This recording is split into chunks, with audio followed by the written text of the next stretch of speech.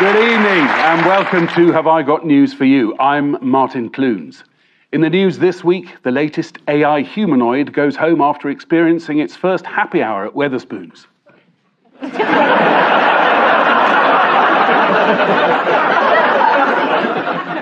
Following sweeping welfare reforms, there are fears the government's new fitness to work assessment could be too physically challenging.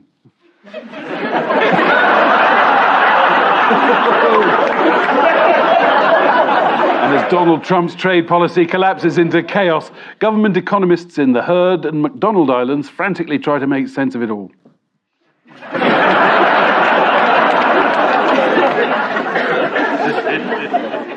On Ian's team tonight is a comedian and actor who played Noah's son in the BBC drama The Ark, telling the biblical story of when humanity was on the brink of total disaster. But of course, he can put all that behind him now. Please welcome Ian Smith.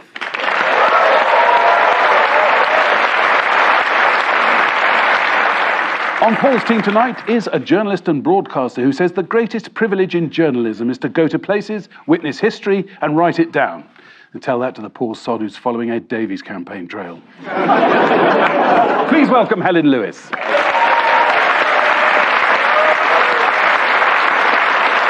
And so we begin with the biggest stories of the week. Ian, here's yours.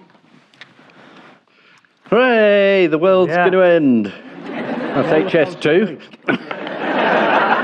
That's the Chinese telling Trump where he can go. Bit of smoke. That's how slow car production is now in the UK. The trouble is, anything could have happened by the time we go out. Or indeed by the time I finish this sentence. His reactions change so rapidly that, the story's gone. And all his supporters have to justify it, which is the good bit. Because they say, Trump's going to stand firm, he's not going to change, he's got a spine, he's not going to buckle. Oh, he's gone. And then they say it was his plan all along. Yeah. They had this thing a couple of weeks ago when the new phrase was trust in Trump until somebody pointed out what the initials stand for. Stop saying it. And whenever I hear it now, I think it's President Truss, because he's done the same thing. Yes. He was claiming his tariff splurge was working right up until Wednesday. Let's have a look. I'm telling you, these countries are calling us up, kissing my ass. They are dying to make a deal. Please, sir, make a deal. I'll do anything. Sir. Oh. How has he got his hair so rectangular there? It's like he's done it in a jelly mould or something. I think that's evening hair to go with. When I heard him talk about Liberation Day, I kept thinking it was Liberace Day. He's incredibly camp, and he's got small hands, and he's really bitchy. He would love that, though. Sorry, I thought I just saw Ian attempting to impersonate Liberace. Sorry, Mr. Merton, it's time to take you away now. It is. The world's turned upside down. Honestly, to boast about other countries coming and crawling to you and kissing arse. I mean, yes, he is an arse, but... It's really frustrating for us as well, because we kissed his arse before anyone else did. That was all we had to brag, is that we were on 10%. Now everyone's on 10%. Yeah. Could have at least put us on, 9.5. Yeah, the bloody Penguins are on 10% and they didn't even offer up their king. Yeah.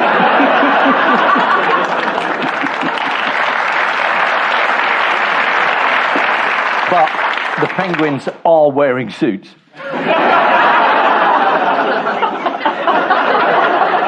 Thank you very much. Anybody know how Trump's press secretary, Caroline Leavitt, described his tough negotiating stance? Didn't she say it was the art of the deal? She said, President Trump has a spine of steel and he will not break. And a few hours later, do you know what Trump said? 25% on steel. You have to have flexibility.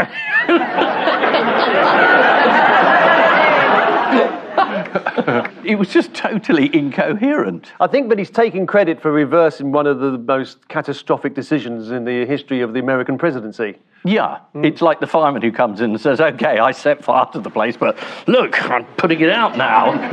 I wonder how Liberace would deal with a house.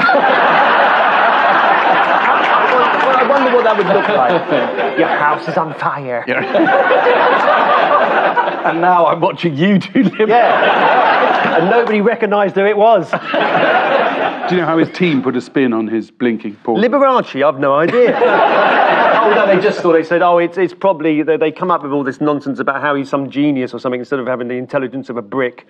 He plays fourth-dimensional chess or something, somebody said at one point. According to one Trump insider, some people seem to think Trump's playing chess, when most of the time the staff are just trying to stop him from eating the pizza.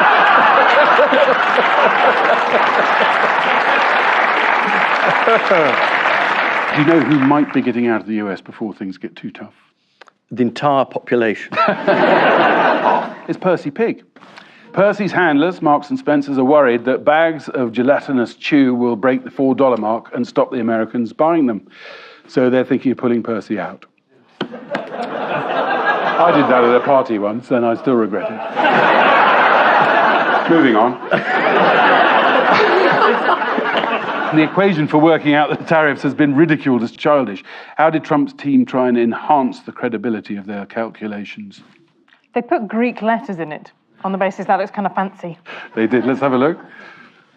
Yeah. Which is either a very complex formula or the name of Elon Musk's youngest.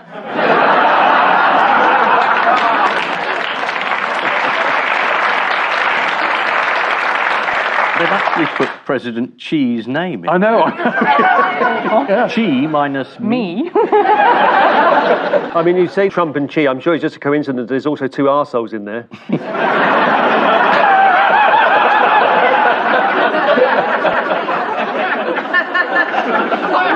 Ian, here's a question for you. Which Ian? What? You. Oh, Any will do. Yeah. we should have nicknames. Have you ever had a nickname? I have. The accused.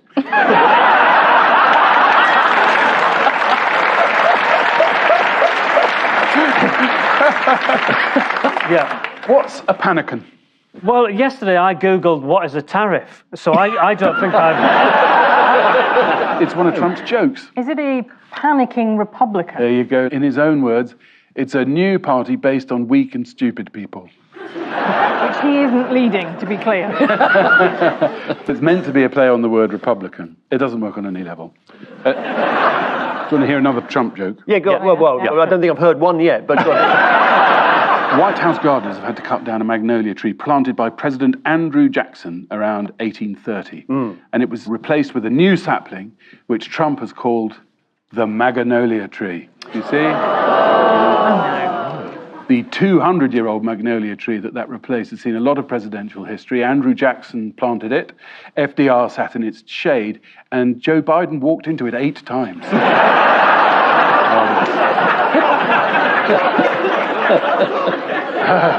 The Republican whip, Tom Emmer, speaking at a Republican dinner, summed up how everyone's feeling about Trump now. President Trump is counting on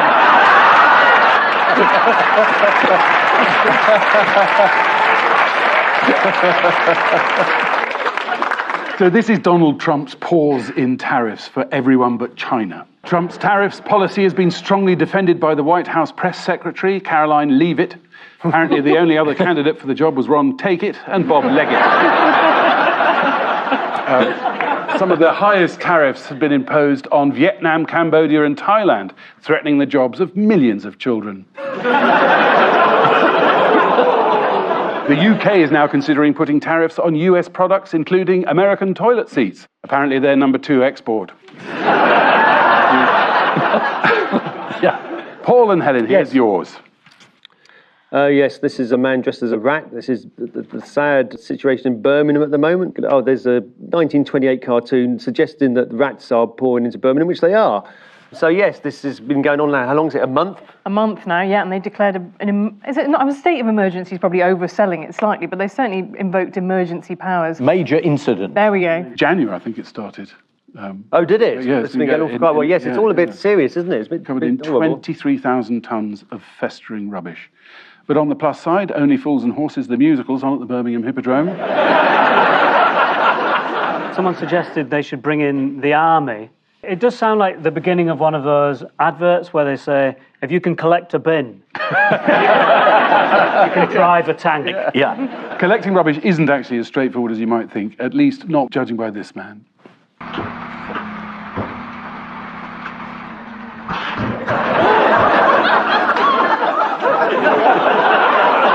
According to The Sun, the streets were being invaded by rats the size of cats. The I newspaper said locals had reported seeing rats the size of cats. And you guessed it, the Daily Mail said the city was being overrun by rats the size of baby monkeys. They just need to send in cats the size of dogs.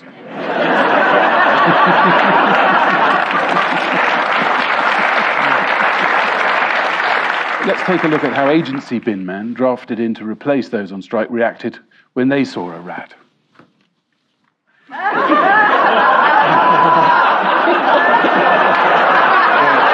Here comes the big one.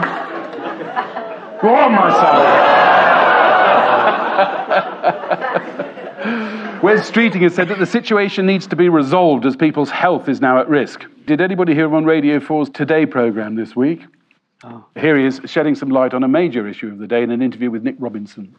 Forgive me, this has been turning into a party election broadcast before, and I want to ask you some questions, if I may. No, it's not. There are it's still reporting shortages back of to people doctors. on what we're actually, let's report back on doing. on the reality. Is there a shortage of... It's important that you do report back on what we're actually doing. So that's cleared that up. So this is the news that the streets of Birmingham are piled high with rat-infested bin bags blocking pavements. In fact, it's so bad that Lenny Henry can't get out of his Premier Inn. The Mail Online gave this graphic illustration of how bad the rat problem is. It's not the best way to sell a glove on eBay, is it? People who like this item also like this. Yes, it's time now for round 2. Oh, yes. And with the news that overfishing may lead to a shortage of mackerel, what better time to employ the fishing rod of news? Yes. Fingers on buzzers, teams. Yep.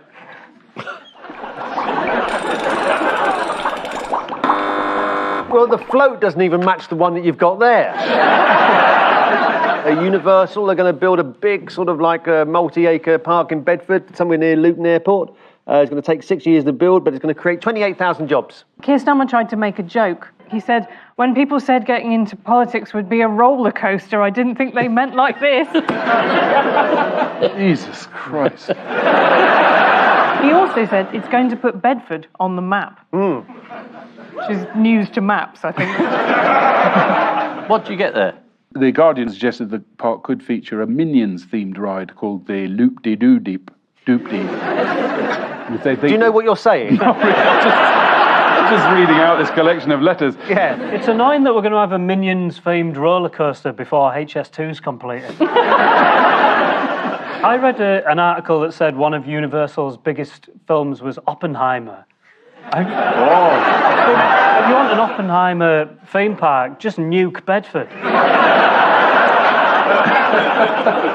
They're expecting 8.5 million visitors in the first year. Here's an artist's impression of what the park will look like. I don't want to alarm you, but one of the bits at the top of it is on fire. The BBC News went down there to have a look. Let's see how the builders are getting on. Yes, I'm standing on the site. As you can see, there's a big pile of bricks behind me. I'm standing in some brick rubble. The Tourism Minister, Chris Bryant, responded to the news by saying, "This will be absolutely transformational for the British tourism industry if we manage to pull it off." What's the particularly good news for the locals of Bedford? Jobs. A train station? They haven't promised that, but they have promised a dedicated slip road off the A41. As local MP Chris Curtis said, they say dreams only come true in Hollywood, but soon you will just need to take the A421 to Bedford.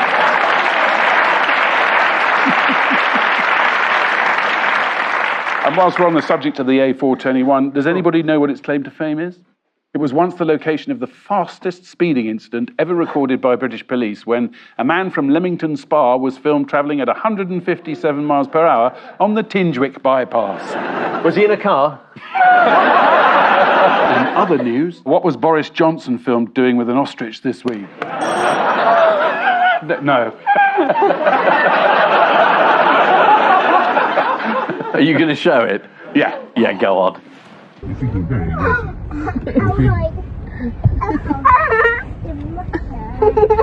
Oh, Christ! Really, some people never forget Brexit. Let's hope that ostrich has had its jabs. His wife posted that. It's called a vendetta. Last week we had footage of a woman being attacked by an ostrich, and do you think they've sort of just copied that idea? Oh, yes, come on, Carrie, let's go and find an ostrich and do a funny clip. Yeah. We'll go viral. Yeah, this will get me back as Prime Minister. Do you think he put a bag of sort of nuts and seeds in his lap in an attempt to make... Not for the first time. That's how he did it. Yeah. Half a box of trill down there. Yeah. He said, get your rod out. Here we go. Fingers on buzzers, teams. There it goes. The King and Queen have visited Rome, and that's the Colosseum. They were disappointed to find out that no shows are happening that day. They haven't happened for a few hundred years. And he got to meet the Pope as well, which was quite something. It's a big 20th wedding anniversary present, meeting the Pope. That's what they were out there for, 20th wedding anniversary. Usually 20th is China, but the tariffs are so high now. Very good. They met Giorgia Meloni, the Prime Minister. They walked past some massive guards. Real whoppers. Look at this. Look at them. Loads of them. There was incredible video footage of them listening to the national anthem from behind a hedge. Do you have that? I mean, they look like a sort of naughty seaside postcard. You can just see the top of them peeking over. It's delightful. We do have that clip.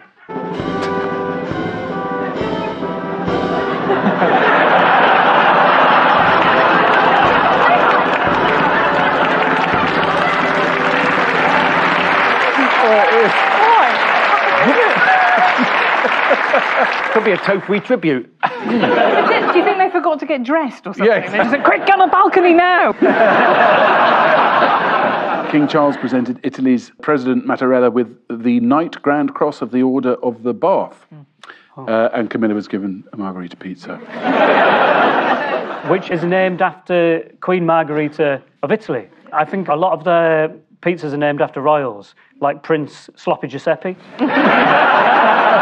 But it's weird seeing a royal have a pizza, I think. Why? You're thinking of Prince Andrew?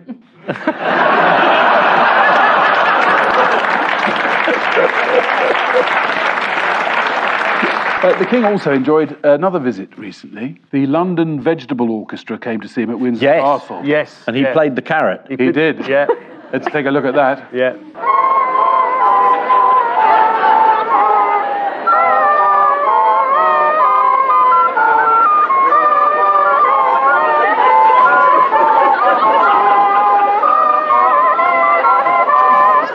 One is reminded of Keir Starmer's relationship with Donald Trump.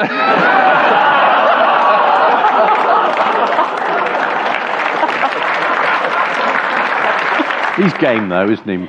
Yeah, he is, yeah. How many other heads of state would play a carrot? Yeah, if you presented Donald Trump with the hollowed out aubergine, he wouldn't get a tune out of it. And that's why Britain is still great. Yeah.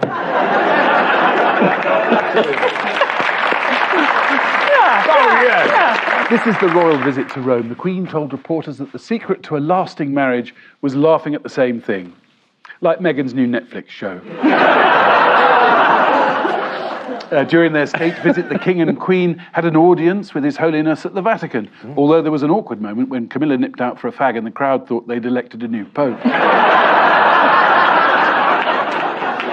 Time now for the odd one out round. Just one between you this week. Your four are a hawk in Flamstead, a pilot flying from LA to Shanghai, Sir Lindsay Hoyle, and a Tunnock's tea cake. The hawk has been attacking people. Yeah. Apparently.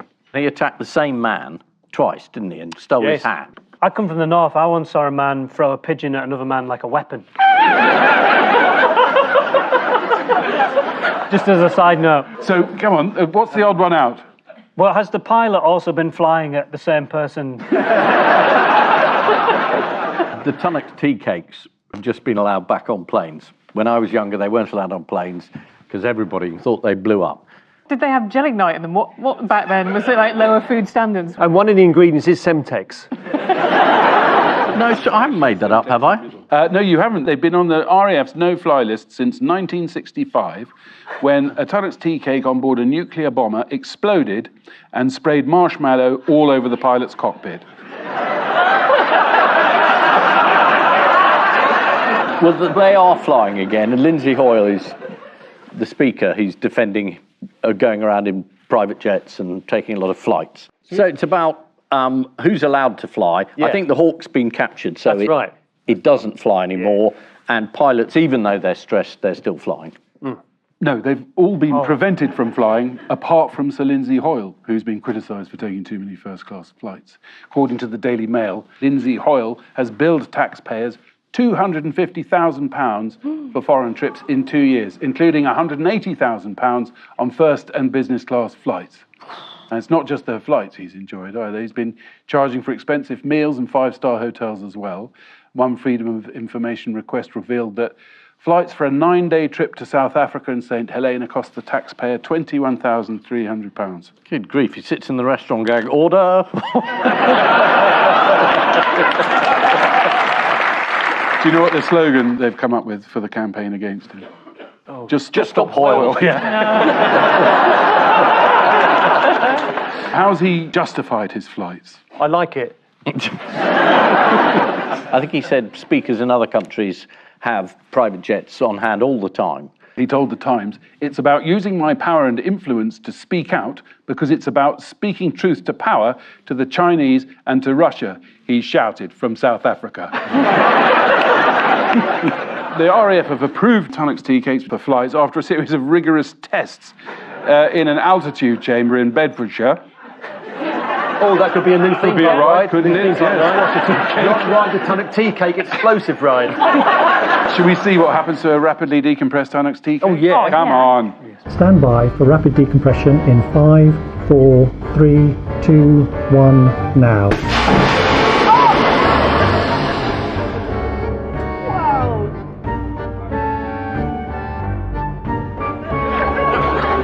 Was this by any chance filmed on April the 1st? Do you want to know who invented the Tunnock's tea cake? Was it Tunnock? It is Sir Archibald Boyd Tunnock, who invented the tea cake in 1956. There he is. Look. He thought it invented contact lenses, but...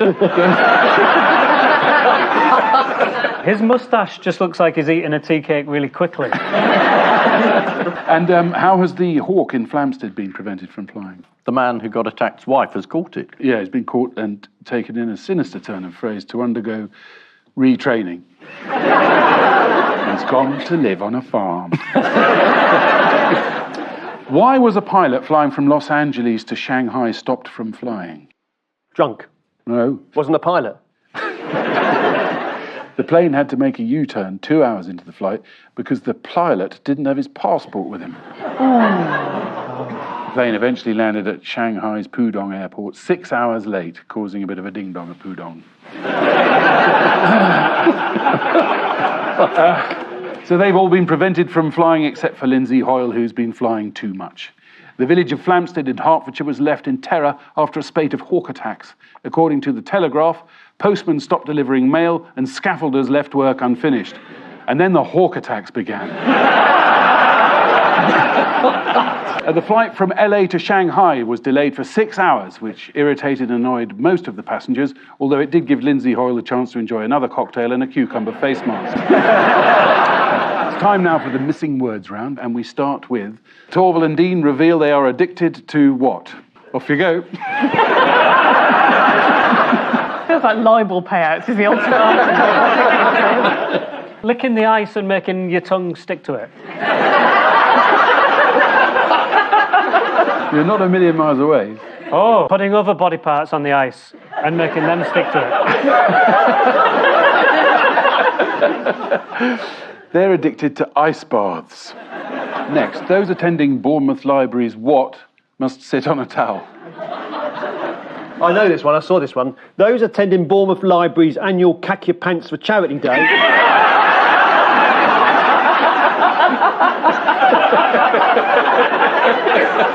Must sit on a towel. It's health and safety. Gone mad. It's a nude writing workshop. Ooh. Next, Emmanuel Macron won't leave the house without wearing what? A supercilious grin. Wearing out his wife's patience. Wearing out his wife's pants. It's scent. I read this story. He wears a huge amount of scent. Cheeky devil. It's called cologne when it's men. And the answer is an industrial quantity of cologne. According to insiders, Emmanuel Macron wears a lot of aftershave as a way of marking his territory. Donald Trump just pees in the corner. And finally, theatre goers at a Tina Turner musical surprised to discover what? It's not simply the best. Theatre goers at Tina Turner musical surprised to discover the musical is actually about a man who rotates fish. That's right, a tuna turner. Yes. Tina Turner would not be starring. Tina Turner sadly no longer with us, but the theatre in London felt obliged to offer the following disclaimer. Please note that Tina Turner will not be appearing in this production. And I've also got some bad news for anyone who's got tickets to see Richard III. So the final scores. Ian and Ian have caught up handsomely with 4, but Paul and Helen still smashing it with 5. Oh, well done. But before we go, there's just time for the caption competition.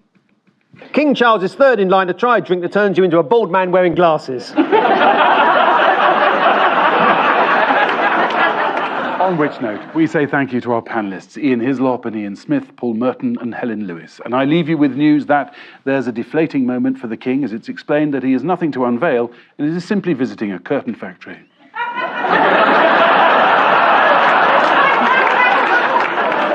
At Mar-a-Lago, there are fears that Donald Trump may be sleepwalking again.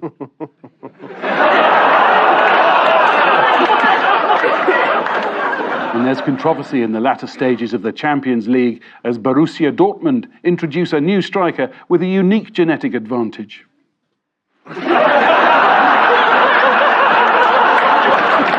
Good night.